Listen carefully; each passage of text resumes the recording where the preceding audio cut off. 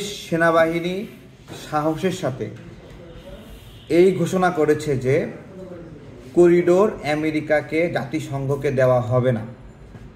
আরও ঘোষণা করা হয়েছে বন্দরও দেওয়া হবে না। আম জনতা দলের পক্ষ থেকে আমরা এই দৃঢ়চিত্ত এবং সাহসী ভূমিকাকে স্বাগত জানাই এবং এই ঘোষণাকে সংহতি জানিয়ে আগামীকালকে বিকাল ৩টায় জাতীয় প্রেস ক্লাবে প্রতিবাদী কর্মসূচির আহ্বান করছি। আমাদের আমজনতা দলের একটি গুরুত্বপূর্ণ দফা রয়েছে, আমাদের সম্পদ আমরাই রক্ষণাবেক্ষণ করব, আমরা বিদেশিদের দেব না। এমনকি যে তেল, গ্যাস, খনিজ সম্পদ, জল আছে, এইটাও আমরা বিদেশিদের হাতে রাখব না। আজকে এগুলো বিদেশিদের হাতে থাকার ফলে দেখুন, মনে আছে আগুন লাগিয়ে দিয়ে গ্যাস ক্ষেত্র নষ্ট করা হয়েছিল? আপনাদের মনে আছে আমাদের গ্যাস ফিল্ডগুলো কীভাবে বন্ধ করে দেওয়া হয়েছিল? তারা যাওয়ার আগে এগুলো ধ্বংস করে রেখে যায়। আমরা বাংলাদেশকে বিদেশিদের হাতের পুতুল হতে দেব না। যে সকল বিদেশি নাগরিক বাংলাদেশ সরকারের অন্তর্বর্তীকালীন সরকারের উপদেষ্টা হয়েছেন, তাদেরকে বলি এই বিদেশিদের দালাল ছাড়েন, না হলে উপদেষ্টা পদ থেকে আমরা টেনে হিঁচড়ে নামাবো। এটা আমাদের স্পষ্ট কথা। সার্বভৌমত্বের সাথে কোনো ধরনের আপোষ আমরা করব না। এখন পর্যন্ত কেউ দেখাতে পারবে না জাতিসংঘের সৃষ্টি করা মানবিক করিডোর শেষ পর্যন্ত মানবিক ছিল। সেটা সিরিয়া, লিবিয়া অথবা তুরস্ক বা যেখানে যেখানে আছে, কোনো জায়গায় এই মানবিক করিডোরগুলো মানবিক নাই। আজকে মানবিক করিডোর দেব না এইটা যদি বলেন, আমেরিকা আর বন্দরের প্রতি আগ্রহ দেখাবে না।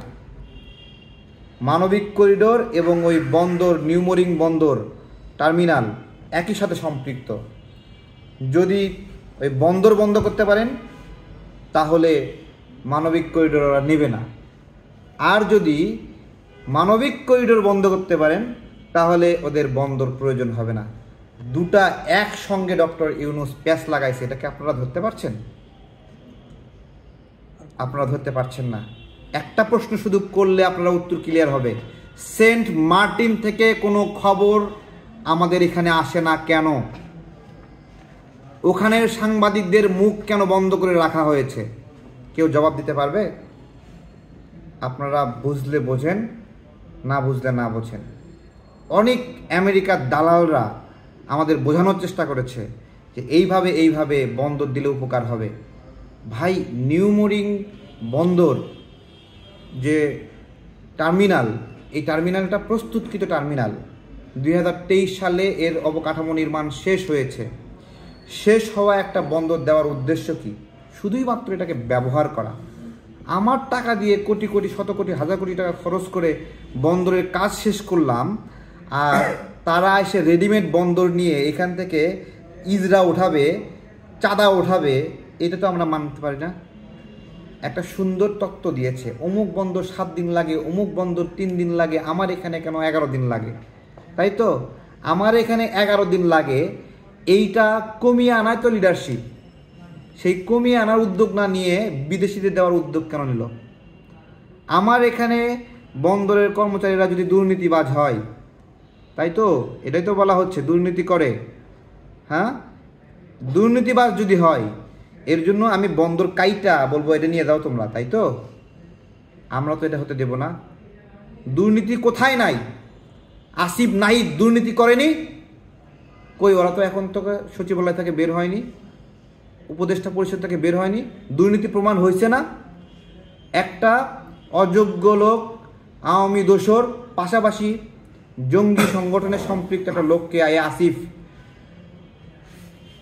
ঢাকা মহানগর উত্তরে তারা প্রশাসক নিয়োগ দিছে।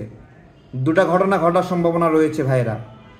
একটা হলো আসিফ তার কাছ থেকে মোটা অঙ্কের টাকা নিছে, অথবা আসিফ নিজেও সেই সংগঠনের সদস্য। দুটোর একটা হইতে হবে তো। বিনা